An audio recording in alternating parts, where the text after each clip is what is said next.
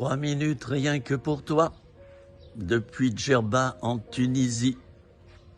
J'aimerais parler de la mise à distance, chers amis. J'aimerais parler de la mise à distance. Vous voyez, je regarde parce qu'il y a des touristes un peu partout. Ils se disent, mais qu'est-ce qu'il fait? Ils n'ont qu'à écouter. Après tout, la parole de Dieu, elle est pour tout le monde, n'est-ce pas? Surtout pour ceux qui en ont besoin. La mise à distance, chers amis, combien c'est important de côtoyer les gens, de côtoyer tout, mais en gardant une mise à distance, chers amis. Ah, ça, c'est important.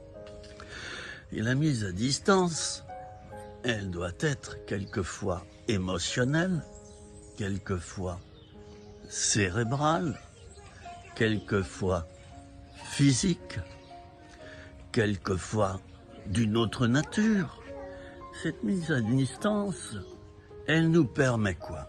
Eh bien, elle nous permet de rester autonome et de mettre Dieu en premier. Parce que si tu ne prends pas suffisamment de distance avec les gens, avec les frères et sœurs, avec ton église, avec un ministère, bref, et j'en passe, je n'ai pas dit de rejeter cela, ces gens-là, mais de se tenir à distance. Ça se passe dans le cœur. Si tu ne te mets pas à distance, eh bien tu vas avoir tendance à idolâtrer tout cela. Idolâtrer les gens, idolâtrer des situations, idolâtrer tes émotions, idolâtrer tes pensées, idolâtrer ta vie. Et c'est pas à cela que Dieu t'appelle. Toi, suis-moi. Et Matthieu quitta tout et suivit Jésus. Il laissa tout. Les disciples laissèrent leur filet, leur père. Le père, ça représente la famille, les filets, le métier. Et ils suivirent Jésus. Jésus avait prié toute la nuit. Et là, toi, suis-moi, bam, bam, bam, bam. C'est beau, ça. Ils ont su prendre de la distance de leur famille. Je vois combien de chrétiens qui déifient leur famille. Ah ben non, on ne pourra pas venir dimanche prochain parce qu'on est en famille. Ah ben non, on ne peut pas venir à ce séminaire parce qu'on est en famille. Ah ben non, je peux pas, je suis trop occupé parce que je pars à Arles le week-end prochain, on est en famille, en famille, en famille. La famille prend la place de Dieu. Oh, je n'ai pas dit qu'il faut la négliger, la famille, mais peu cher, je l'avais parlé comme un Marseillais là, alors que je suis en Tunisie. Mais peu cher, mais Dieu t'a demandé aussi de quitter ta famille, ça ne veut pas dire la négliger et partir loin d'elle, mais ça veut dire mettre en premier Dieu et ta famille ensuite. Beaucoup de chrétiens tombent dans ce piège d'obéir d'abord à leur famille, aux réunions de famille, et je m'aperçois qu'ils ne font plus la volonté de Dieu. La famille, la famille. Jésus a dit, il n'y a personne qui ayant quitté à cause de moi, famille, maison, patati, patata, et ne reçoive au centuple dans cette vie présente.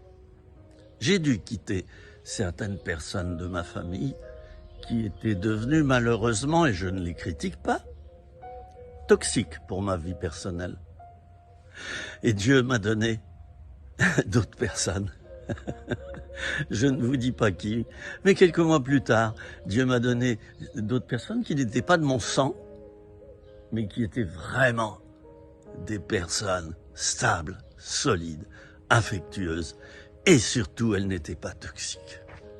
Mon ami, je termine là en te disant que ta famille, mets-la à sa place, ta famille de sang, mets-la à sa place. Ce qui compte, c'est ta famille spirituelle en premier. Ne néglige pas ta famille de sang, mais à partir du moment où ta famille de sang s'oppose à la volonté de Dieu et s'oppose à ta famille spirituelle, prends de la distance. D'accord?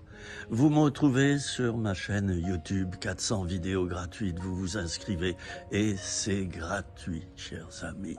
C'est gratuit. Je fais ces vidéos. Je n'en retire aucun argent, mais pas un copec. Je vais continuer jusqu'à mon dernier souffle de donner gratuitement, car j'ai reçu gratuitement Je ne vendrai pas cela. Je donnerai cela jusqu'à mon dernier souffle. Vous me retrouvez donc sur ma chaîne YouTube, Philippe Osenet. Vous vous inscrivez, c'est gratuit.